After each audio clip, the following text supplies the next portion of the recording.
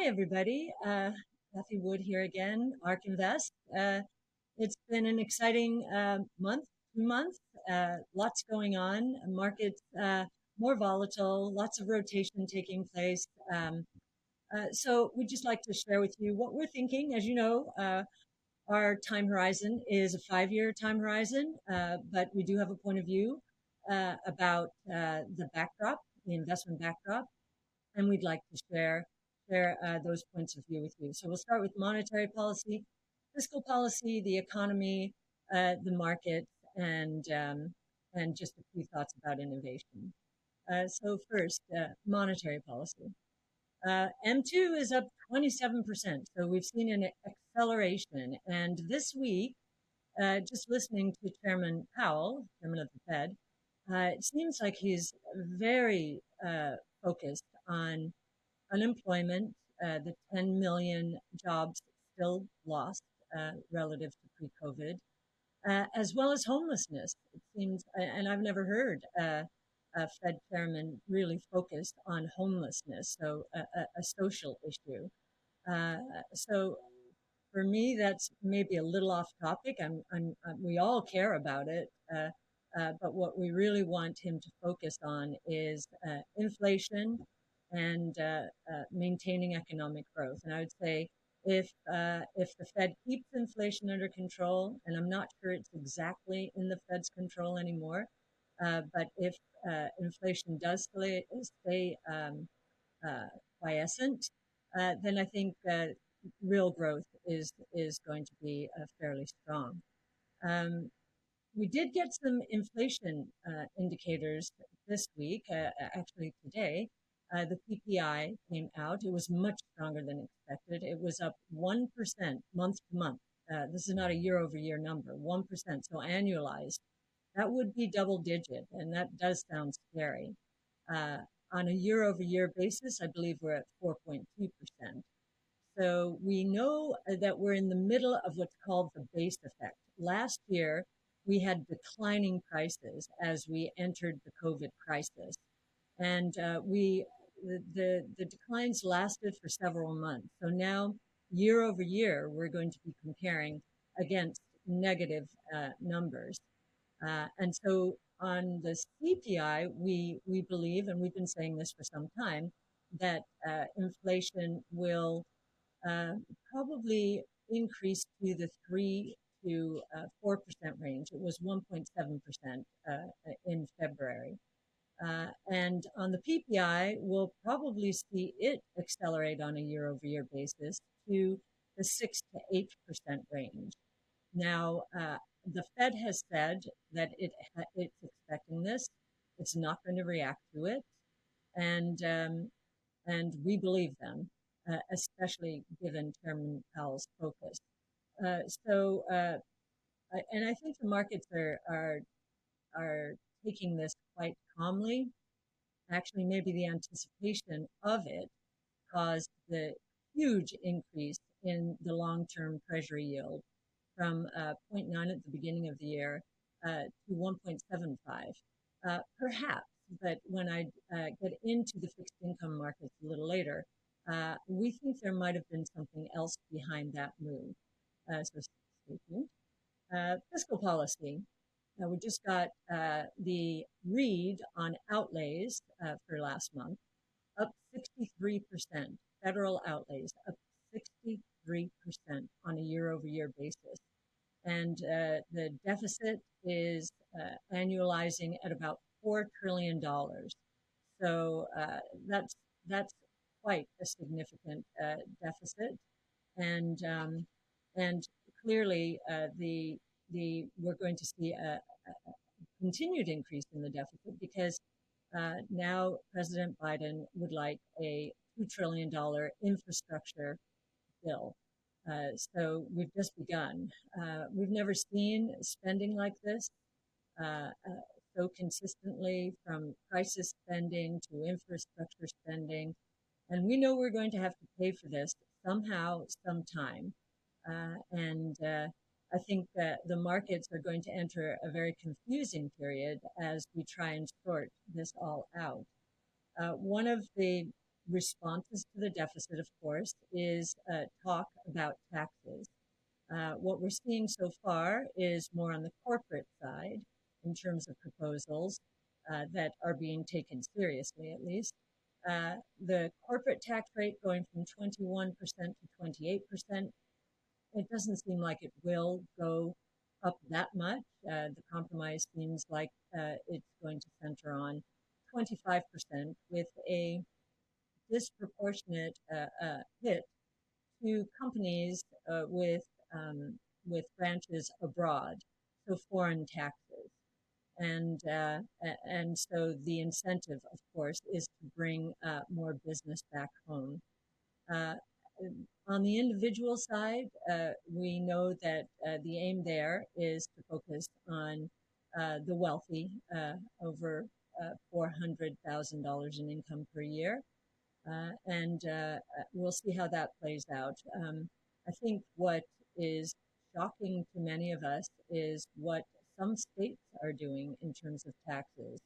So I think the migration from the high tax states like New York, Connecticut, New Jersey, California, I think the migration that COVID sparked, I think that's going to accelerate.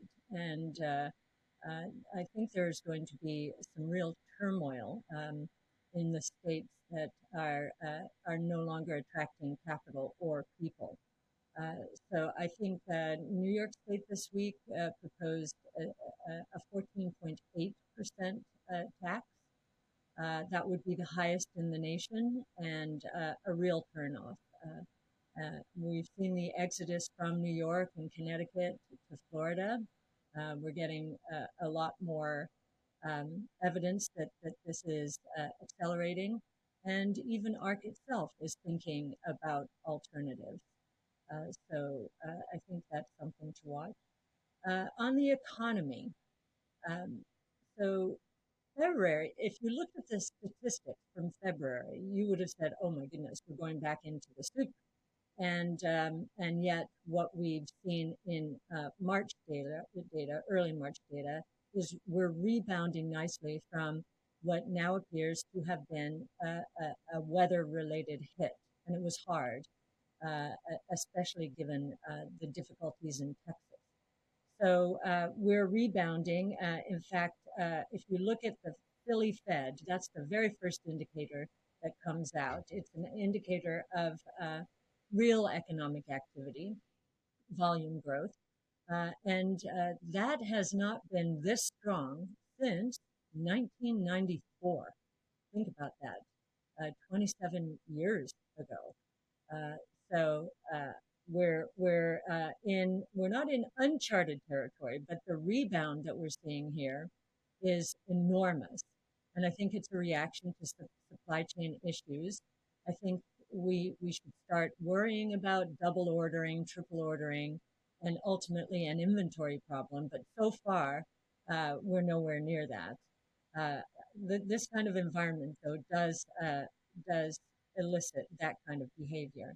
Employment, the employment report, which is the first major report, much stronger than expected. The expectation for non-farm payroll was an increase of 660,000, and the actual increase was 916,000. What's more as interesting to me is at the same time, the average work week went up significantly. Normally, first of all, it rarely changes. When it does, it's usually 0.1 hours in any given month. This last month, it was up 0.2 hours. So I think companies are, again, still scrambling to keep up with demand. And we're now seeing that demand is getting another push from the stimulus check. So in February, the saving rate dropped significantly to a little over 13%. But we think that was temporary and that it is going to go back above 20%. So again, the consumer has a lot of firepower here. And we're also seeing shortages, labor shortages crop up.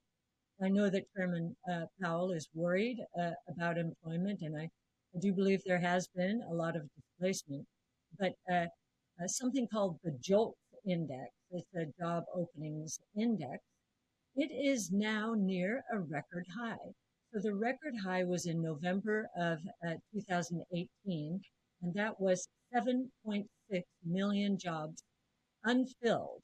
Either there's a skill mismatch or they're not paying enough. Uh, and at the low last year, it was 4.8 million. So even that was high by historical standards. So I think we are going to start talking about labor shortages and fears about wage inflation in the near future. So that's an interesting dynamic. I think the summary of what's going on in the economy is that we're in a V-shaped recovery. I don't think there's anyone debating that anymore. And excuse me. The question we're facing more now is on the cost side, margins. Is labor inflation going to pick up in response to these shortages? Taxes are going up. That's an automatic. Debt service is probably going up. Spreads in the bond market, meaning the difference between high quality company yields and lower quality company yields, was a very narrow spread.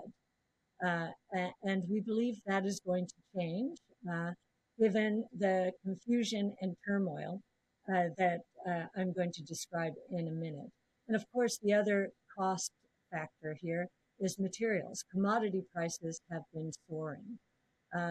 One of the dampeners out there in terms of inflation is the dollar. It is doing what I think many did not expect. It's going up. So that's a counterforce against inflation, as is productivity. With strong growth in a V-shaped recovery, we will see strong productivity gains. So those two will be fighting inflation, whereas labor, taxes, and interest rates and material prices will all be tending to dampen margins. So it'll be a dueling match here. We'll see what happens.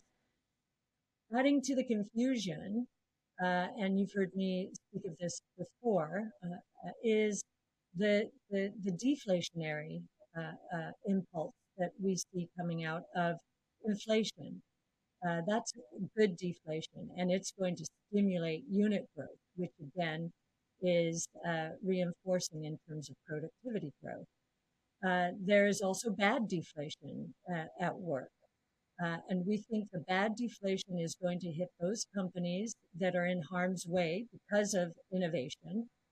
So this is the creative destruction that we're talking about, and especially those companies who have not prepared for the new world and have really tried to satisfy very short-term oriented shareholders.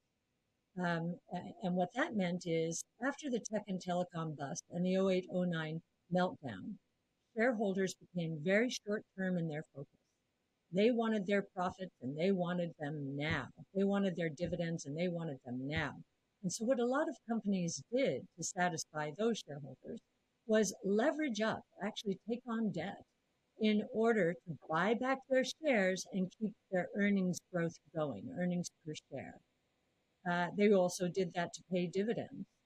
And they were not investing enough in innovation. And so what we're going to see out of those companies, maybe not this year, but over time, is deflation, the bad kind. They're going to have to cut prices to move inventory that is going to become obsolete anyway. And they'll have to cut prices to service their debt. Other companies who are on the right side of change and have prepared for the new world are going to do very well indeed. So I think the markets, the equity markets and the bond market are going to become confused at these dueling forces. And we're going to be here to help explain, as we see it, how these forces are going to evolve and who's going to win out in the end. Now, in terms of markets, the fixed income market, as I mentioned earlier, we saw a backup in yields from zero point 0.9 to 1.75 in a little more than 3 months this year. And in the bond market, that kind of move, nearly a doubling, think about that, is massive. And we've been very gratified to see the equity market kind of power through it.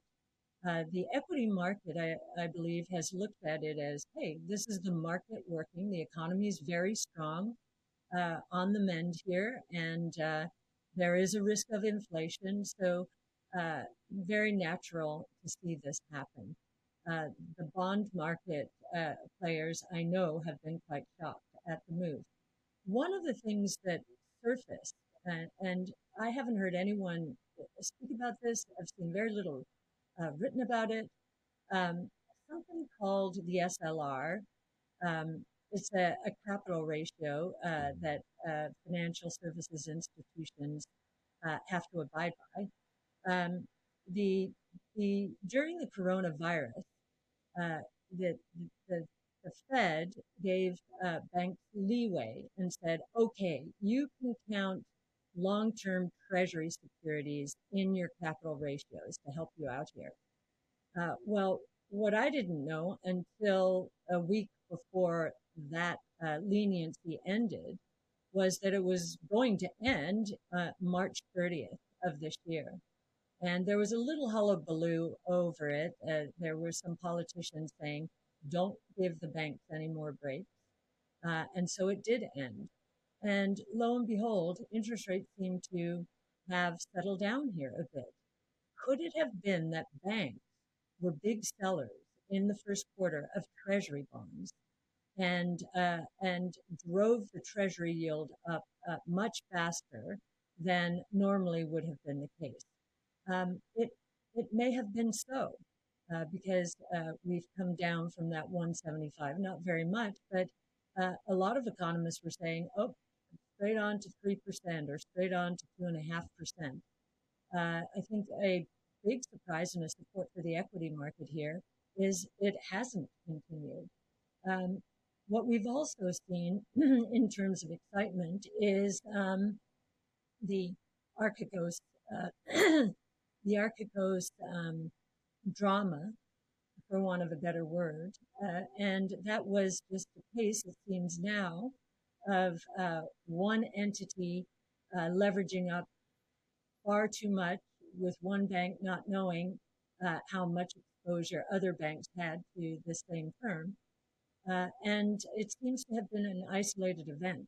Again, we've been quite reassured at by the equity market's reaction to that to that accident. It looks like it was a real accident because if departments around the world has said, okay, cut down on all of your risk, that would have been a recipe. The combination of interest rates going up the way they did, and the Archegos leverage cascading into decision making by risk officers. That didn't happen either. So these have been battle tests for the equity market, and I have to say the equity market has done very well. Now, the rotation that we talked about last week is still well underway. I mean, last month, still well underway. We are still seeing the market favoring cyclicals and value, but growth is clawing its way back. So if you'll remember the last time I talked about this, um, excuse me. So we said last month that this rotation was a very healthy thing because it meant the bull market was broadening out. And I think the two examples I just gave you, overcoming those, is another battle testing. So we're very optimistic about the equity markets.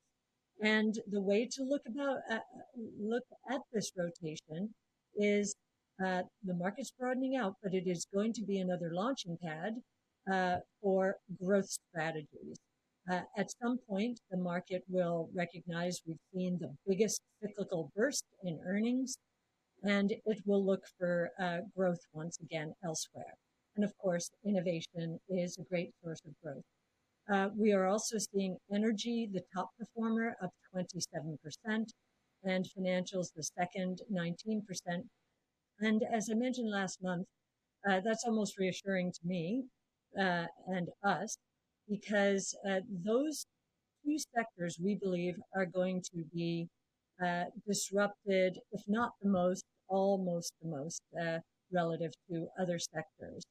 So the confusion that I mentioned a little earlier, deflationary forces, cost pressures, and so forth, are probably going to hit them pretty hard. It doesn't have to be in the next 6 months, but the market is a discounting mechanism, and we believe the market will start to look at some of those indicators.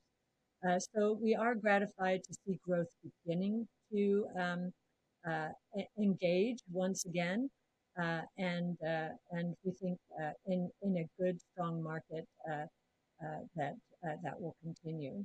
Now, there is one thing I'd like to address before I finish up here, and that is we put out a podcast on our big ideas. Brett Winton and I had a conversation. Brett is our director of research.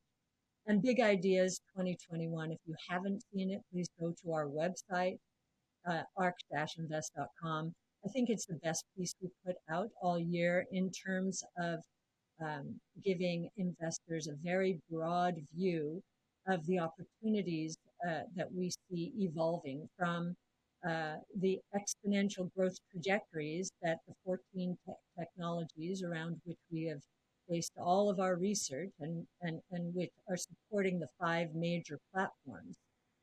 So we laid those out in the podcast, and Elon Musk responded to us and asked the question about, I guess it's the Warren Buffett indicator. I didn't know it was called that.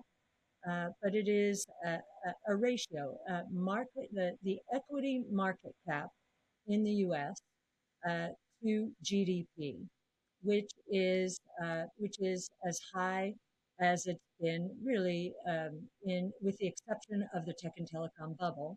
But if you go back about 100 years, this is about as high as it gets. And so we've done a lot of research on not just the past 100 years, but prior to that as well, because the past 100 years, and especially post-World War II, where we have the best statistics, they've been good guides, the highs and lows, the bases, and so forth. But we're in a new era, and it's much more like the late 1800s and the early 1900s. And if you look at that same ratio back there, it's much higher, much higher. And I think one of the reasons for this is the denominator. GDP is made up of both real growth and inflation.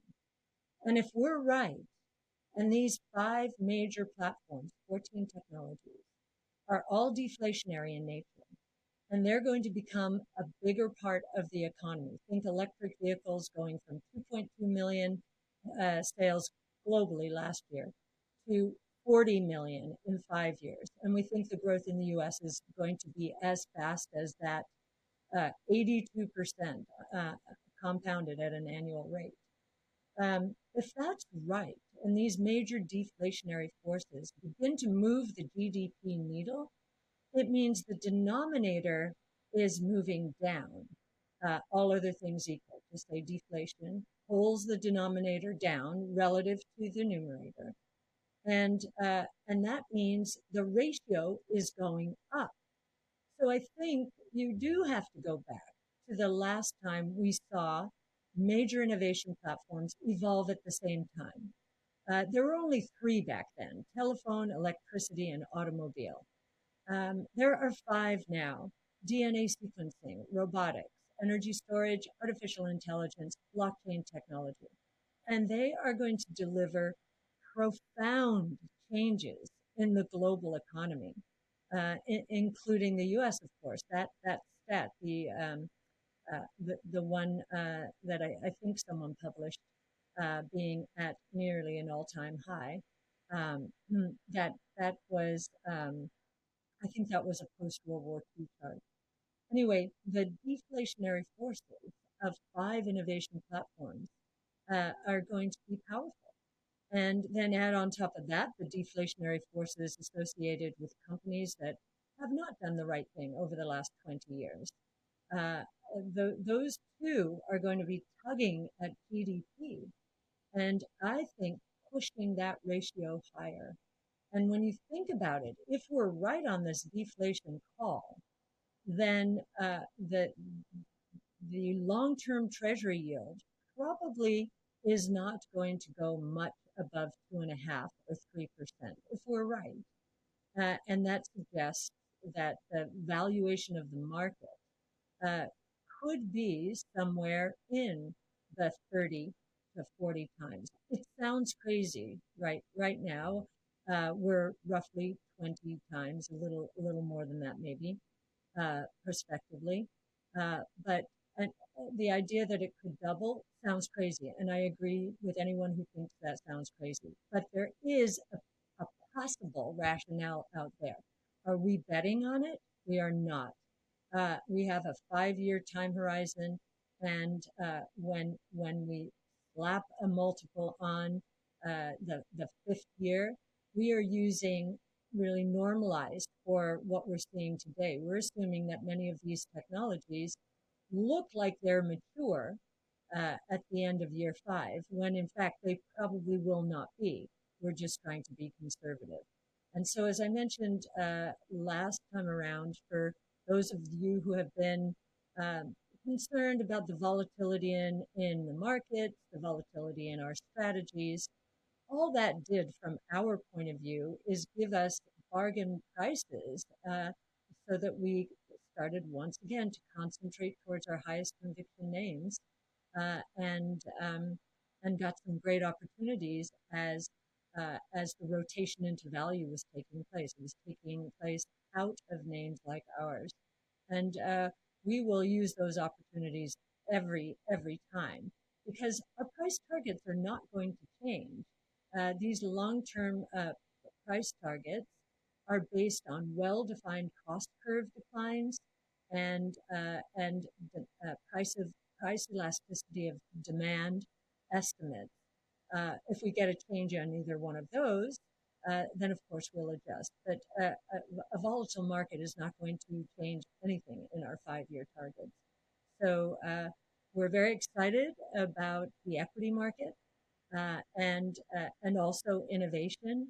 We love the fact that we're engaging on Twitter with Elon Musk and lots of other executives and investors and innovators and individuals.